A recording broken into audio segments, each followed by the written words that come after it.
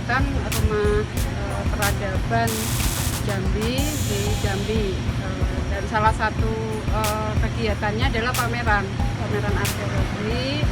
Nah, karena prasasti Karangbrahi ini aslinya masih disimpan di situs Karangbrahi, jadi kami pinjam replikanya prasasti Karangbrahi dari Museum PPKS Karanganyar. Oke, kalau untuk kegiatan peminjaman sendiri, perkiraan berapa lama, Bu? Mulai hari ini sampai nanti kami kembalikan tanggal 3 Oktober kami kembalikan. Oke, Pak, kalau dari mewakili museum sendiri, kenapa mendukung kegiatan seperti ini, Pak?